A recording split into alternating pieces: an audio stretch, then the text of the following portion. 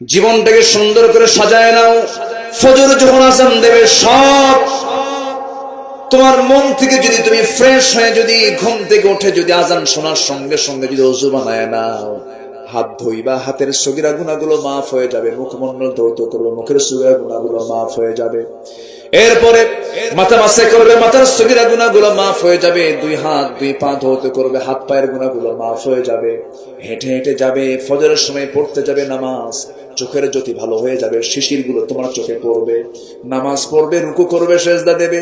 Diabetes হবে না, জটিল কোনো রোগ হবে না, যৌবন শক্তি তোমার সারা জীবন থেকে যাবে, তুমি অসুস্থ হবে না। যার জীবনের 5 ওয়াক্ত নামাজ ঠিক মতো আছে, তার শরীরে কোনো রোগ আসে না। আলহামদুলিল্লাহ, জোরে কোন আলহামদুলিল্লাহ। নামাজটা পড়বা, নামাজ দিয়ে সকাল শুরু করবা, কোরআন তেলাওয়াত করবা। যে দেহে কোরআন তেলাওয়াত আছে সেই দেহে কোনো রোগ নাই। কোরআন তেলাওয়াত করবা সুন্দর করে, নোংরামি পথে যাবা না। বাপ মাকে দাম দিবা, বাপ মাকে ভাত দেয় না এমন সন্তান চুয়াডাঙ্গায় নাই। এটা হালাল না হারাম? আমার সাবজেক্ট কি? হালাল হারাম।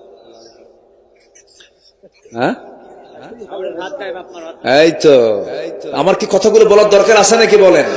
আছে না নাই? ডাক্তারের কাছে রোগী কখন যায়? হ্যাঁ, তাহলে আমার যে যেগুলো যে অসুস্থ সমাজের যে রোগগুলো, আমার কি ঠিক করার দরকার আছে না নাই?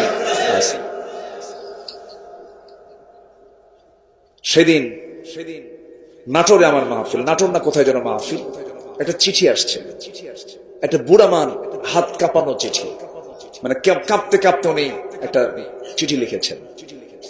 সেই চিঠিতে দেখতে পেলাম উনি আমার